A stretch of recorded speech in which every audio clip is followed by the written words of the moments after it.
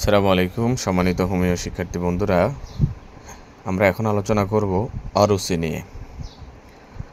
অরুচি মূলত কি? সাধারণত আমরা বৃদ্ধ বয়সে অরুচিহীনতা রোগে আক্রান্ত করে বা কোনো কঠিন রোগের ভোগার পর খাদ্যের প্রতি অরুচি বা রুচি নষ্ট হয়ে যায়।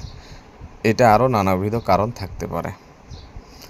বিভিন্ন কারণে অরুচির জন্ম হতে পারে। এর ভিতরে আমরা অরুচির বেশ কিছু হোমিওপ্যাথিক গুরুত্বপূর্ণ মেডিসিন আছে, সেগুলো নিয়ে আলোচনা করব। আমাদের প্রথম মেডিসিনটি হচ্ছে হাইড্রাস্টিস মাদার। কোষ্ঠবদ্ধ ধাতুর রোগীদের ক্ষেত্রে পায়খানা 2 থেকে 3 দিন পর পর হয়, ক্ষুধাহীনতা, অরুচি এবং মুখে কোনো প্রকার রুচি থাকে না। এক্ষেত্রে আমরা হাইড্রাস্টিস মাদার 10 ফোঁটা করে ঠান্ডা পানির সাথে মিশিয়ে দিনে 2 বার খেতে দেব। আলফা রোগীর ক্ষুধা কম এবং খাওয়ার রুচি কম, তথায় আলফা এক্ষেত্রে আমরা 10 ফোঁটা করে বয়স অনুপাতে পানির সাথে মিশিয়ে দিনে 2 থেকে 3 বার দেওয়া যেতে পারে।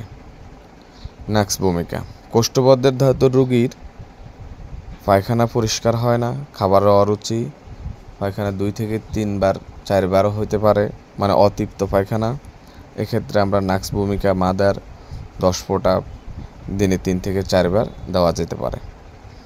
অমলকি মাদার, যেখানে দেখব আমরা খাবারের রোগী বলবে যেমন মুখে খাবারের স্বাদ মোটেও পায় না, খাবার জিহ্বায় দিলে মনে হচ্ছে কি খাবার বিষাদ মনে হয়। এক্ষেত্রে আমরা ডায়রিয়া বা কঠিন রোগে ভোগার পর খাদ্যের প্রতি অরুচি, পেট পাঁপা থাকবে, পায়খানার সাথে গোটা যাবে বা অভুক্ত পায়খানা,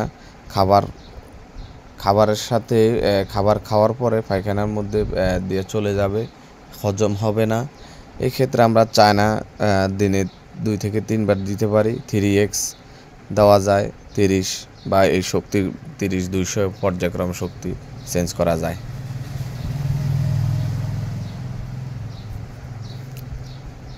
উপরোক্ত মেডিসিনের সাথে আমরা ক্যালকেরিয়া ফস দিতে পারি।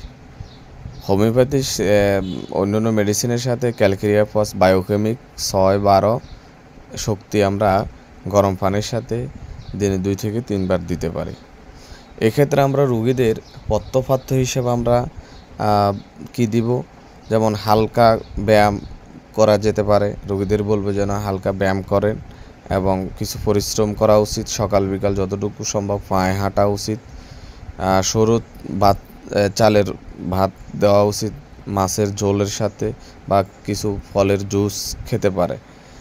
অনেকের ক্ষেত্রে দেখা গেছে যেসব খাবারগুলা তার হজম হয় বা সাথে যদি সহজপাচ্য হিসাবে যেসব খাবারগুলা তার খাবারের হজম হয়, এই ক্ষেত্রে এই খাবারগুলো আমাদের খেতে দিতে বলবো।